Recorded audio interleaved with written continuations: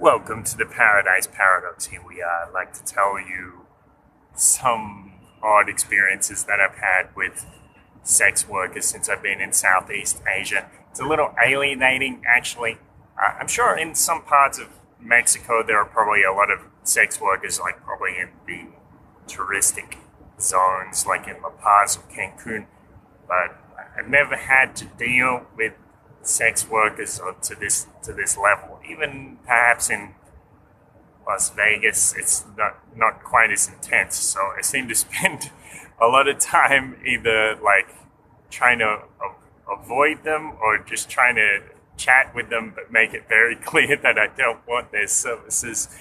I remember when I was in Bangkok one night looking for a taxi on Sukhumvit Road, and suddenly there are a bunch of young, beautiful women around me, many of them trying to touch me and at least converse with me, and I had to take a few steps back, keep my distance to make it clear that I wasn't interested.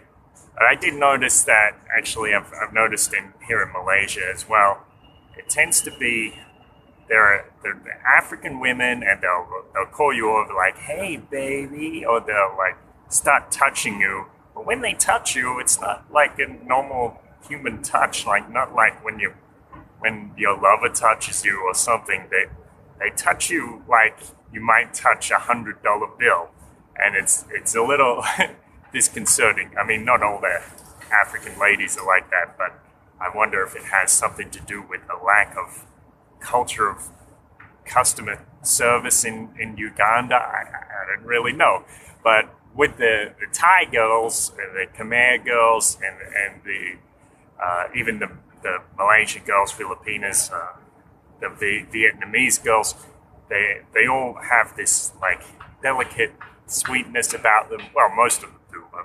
Some of them come up and they're like, "Hi, I like you, I love you," and you're like, "No, you don't. This is ridiculous.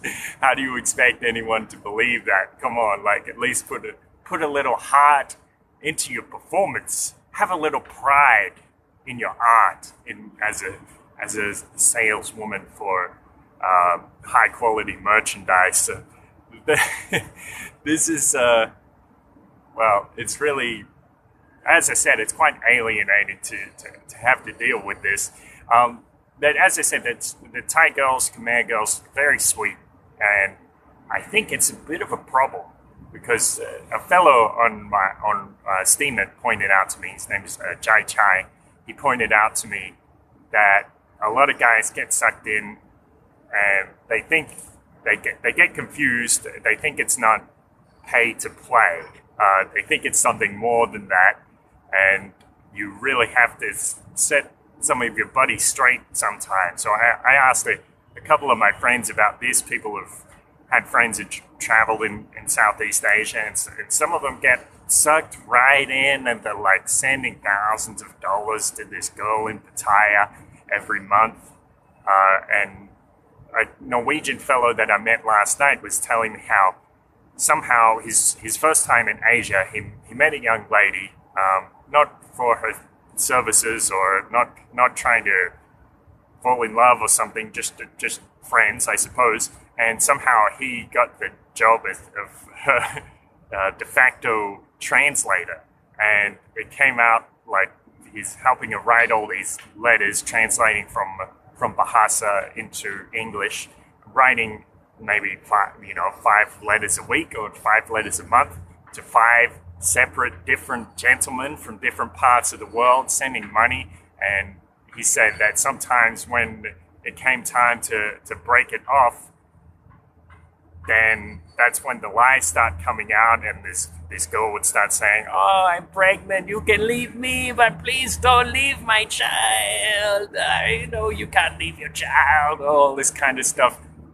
Crazy. And so I said to him, well, it's kind of lucky. I mean, you spent all that time, it sounds like he spent maybe hundreds of hours translating for this young lady.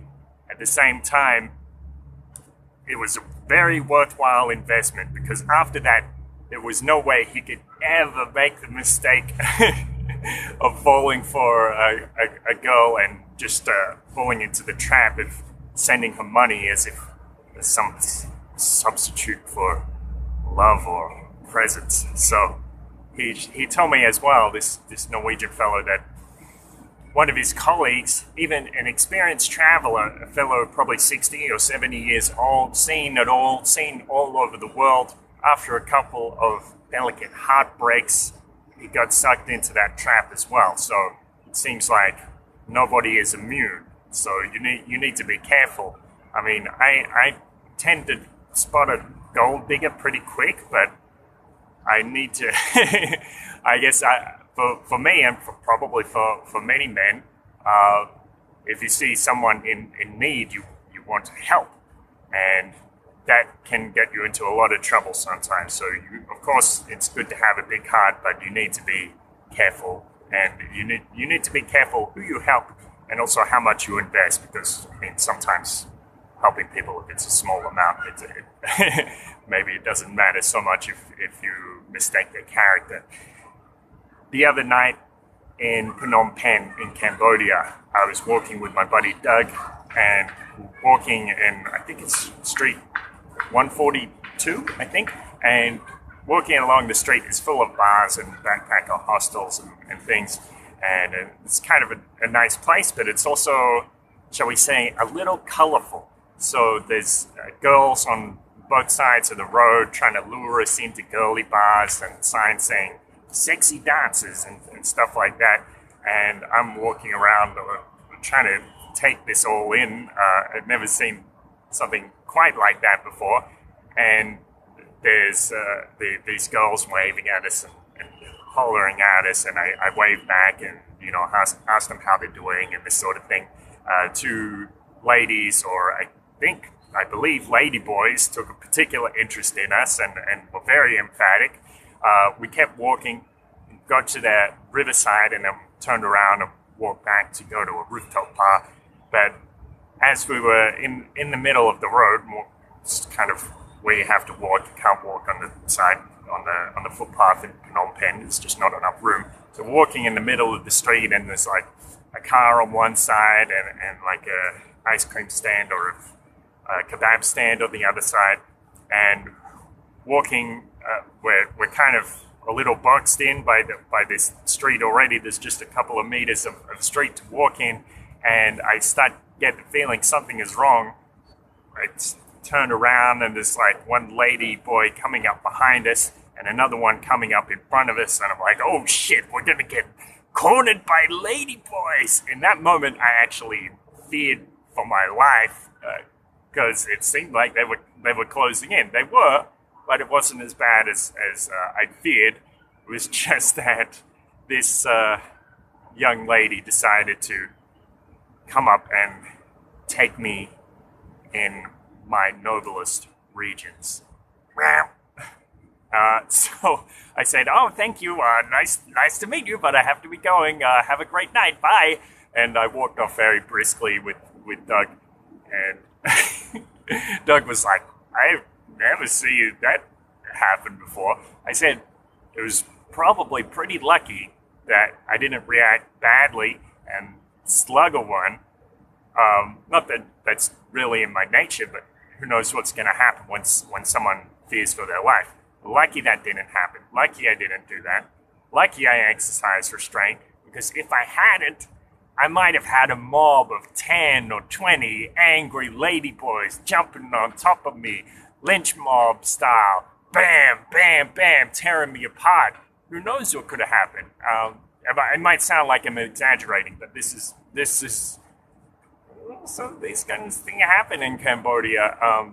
Doug told me a few times, well, a lot of times, he sees like these films, these videos recorded by mobile phone, where someone tries to steal a motorcycle, and suddenly a mob forms and just takes this guy apart, and that guy probably might not live to see another day. So this kind of thing happens.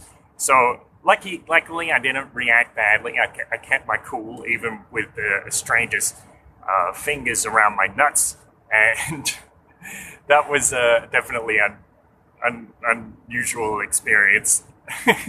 So I lived to see another day, and that was that was in Cambodia.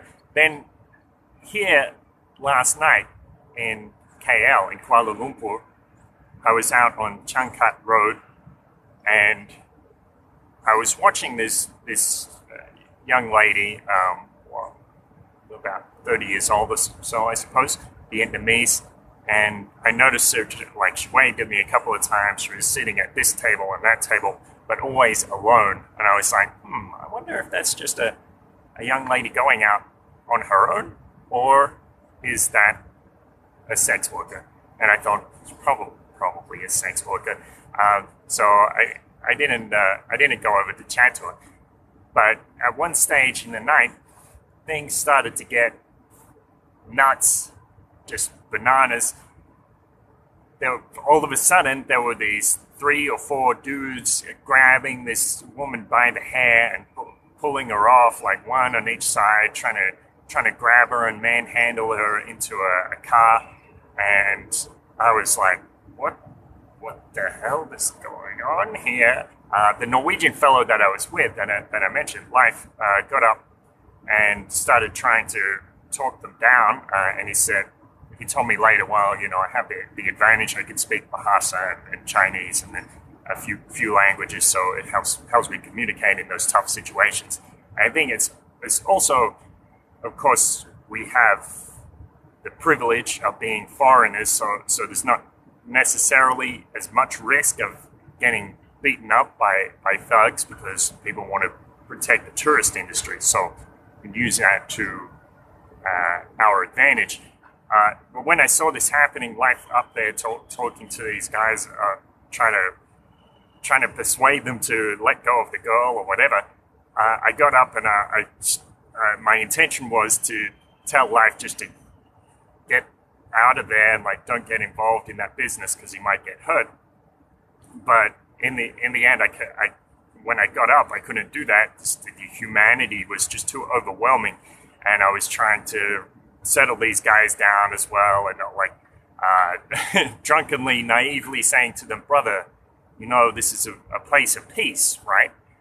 And it's kind of funny because I'm saying this thing. It's a little bit crazy, I guess, but these guys employed as thugs, as goons, but they didn't contradict me. They didn't say, no, this is a violent place or something like that. They kind of nodded their heads and kind of agreed with me. At least they didn't disagree. As unusual. In that moment, I was thinking of the famous story about Emperor Norton, Emperor of the United States and Protector of Mexico, the historical figure respected as the Emperor of the United States within San Francisco.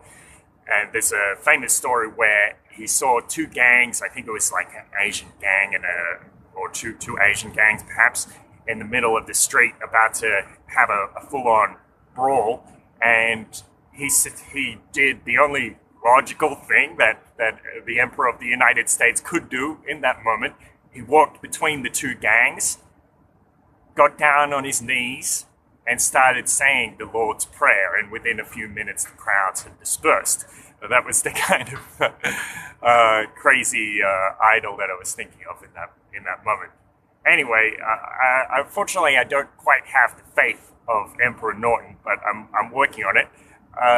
The young lady ended up running off into another bar. After the thugs had left for a minute, I took her shoes and brought them into her, tried to give her 20 ringgit to take a taxi home or something, but she just wouldn't accept it. She said that these guys used to be her bosses, or she said actually she used to work for them, and now she's trying to go out on her own, and they don't like it, obviously.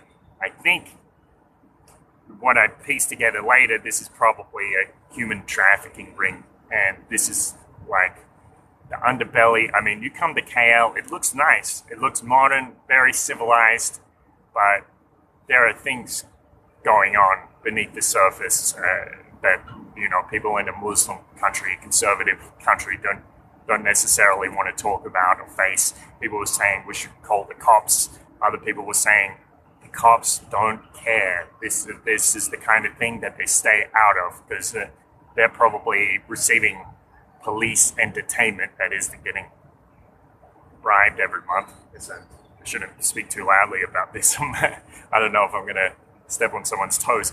But yeah, I remember the young lady was brutalized. She was bleeding from the nose. I guess probably no serious injuries, but I had some blood all over my hands, and I was like, might have to get tested for hepatitis later. But in any case, she wasn't seriously injured, and we left the bar pretty quickly after that. I urged the Norwegian guys that maybe we shouldn't be hanging around in a place where thugs have seen us and recognize us. So that was absolutely bananas, absolutely crazy, go nuts. But in the end, no, I wasn't hurt. My Norwegian friends were hurt. The young lady wasn't damaged too bad. People ask me sometimes, when I see things like this, doesn't it affect my faith in humanity? And I say, no, actually, it doesn't. It doesn't negatively affect my faith in humanity. One I saw was a bunch of strangers. So there was a Danish fellow as well, an old fellow trying to get in the way and stop them attacking the young woman. Just strangers come out of nowhere, trying to help someone because they couldn't help. They couldn't deny their own humanity. And just like I said, like my intention was to get up and pull life away, or move him out of the situation. But in that moment, I couldn't resist but help. That is how goodness is. That is how irrepressible humanity is. So in situations like this, I'd say yes, it definitely affirms my faith in humanity, and I hope you can find that kind of interpretation too when you see something which might be scary or uncomfortable. Thanks so much for listening. Have a great day. Saludos desde Malaysia, Kuala Lumpur. Have a good one.